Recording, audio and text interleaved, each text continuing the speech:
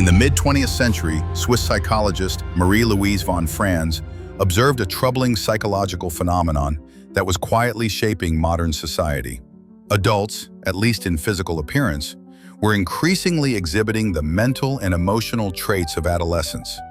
They spoke with adult voices, navigated adult responsibilities, and wore adult clothes, yet something within remained curiously underdeveloped. The psyche, she believed, had failed to catch up with the aging body.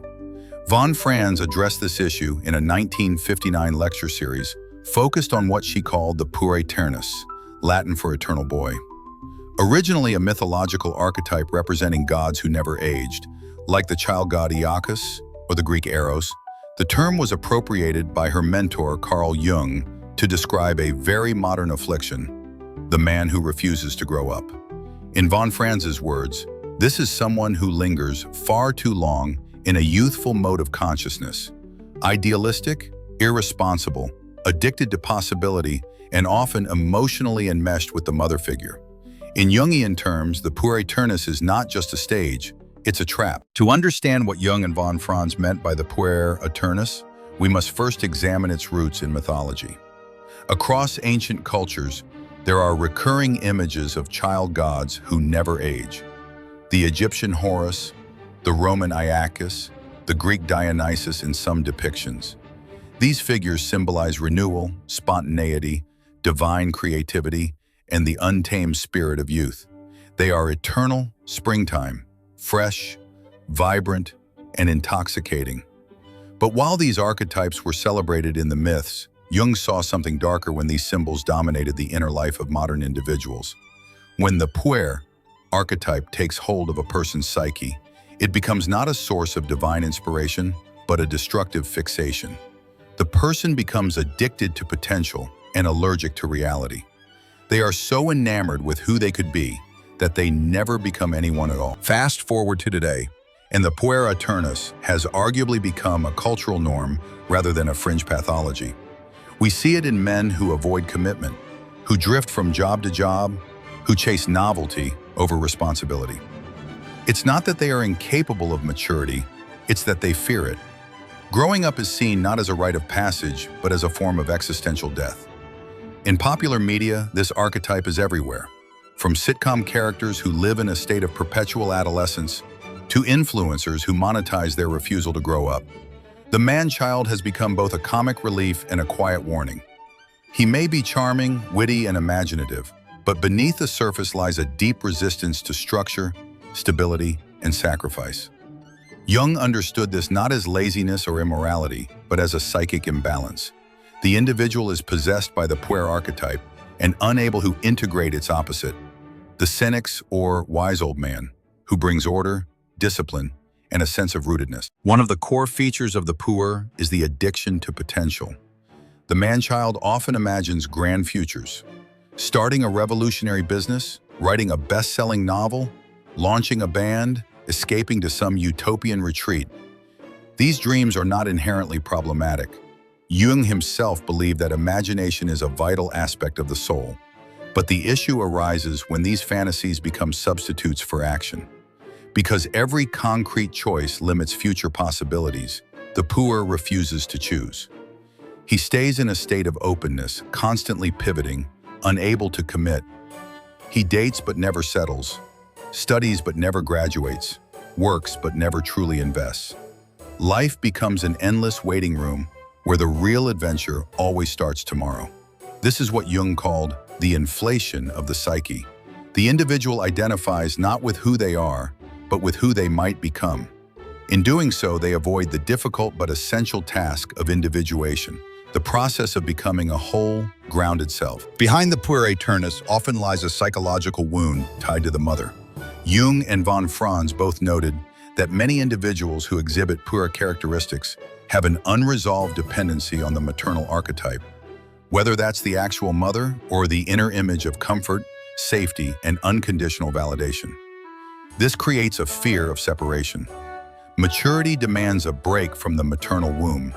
It involves stepping into risk, failure, and the unknown.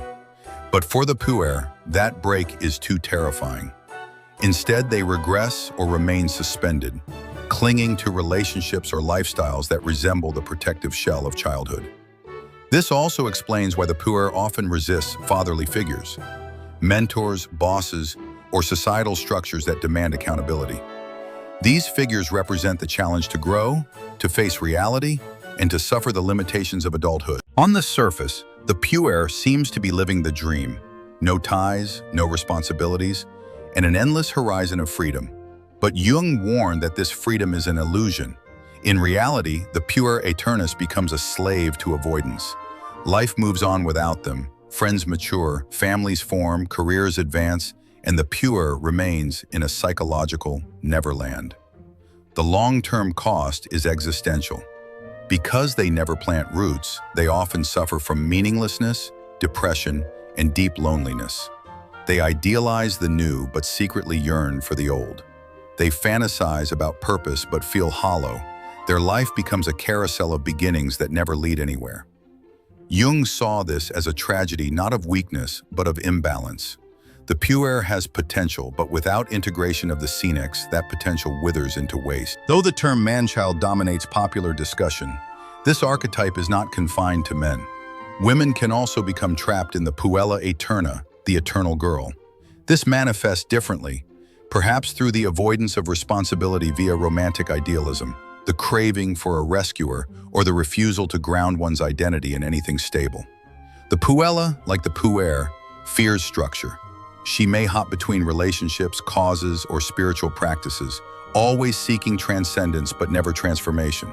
Jung believed that this archetype, whether in men or women, stems from the same root, an unbalanced psyche that worships possibility and rejects limits. Real freedom, he argued, is not the absence of commitment, but the power to choose what to commit to. According to Jung, every archetype casts a shadow. The puer's shadow is the repressed adult, the part of the self that knows it's time to grow up, but is buried beneath fantasy and fear. Often this shadow emerges in moments of crisis, a lost job, a breakup, a brush with mortality. When that happens, the individual is forced to confront what they've avoided for so long. Jung saw this confrontation as essential.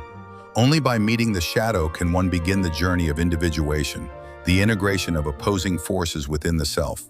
Avoiding maturity doesn't just stall life, it poisons it from within. The person becomes split, living one narrative externally and another internally. Eventually, the dissonance becomes unbearable. For Jung, the ultimate task of life is individuation, the lifelong process of becoming who you truly are. This means integrating both the youthful spirit of the puer and the structure of the senex. It means balancing spontaneity with discipline, dreams with responsibilities, potential with purpose. The puer is not an enemy to be crushed, but a part of the soul that must be transformed.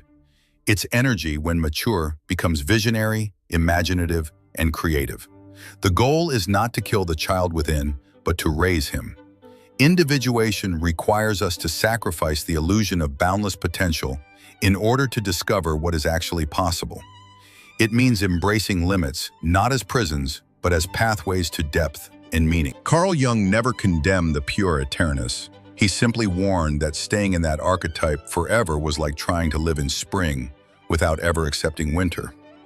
To grow is to suffer, yes, but to refuse growth is to decay while appearing alive. The man-child archetype isn't merely a cultural joke.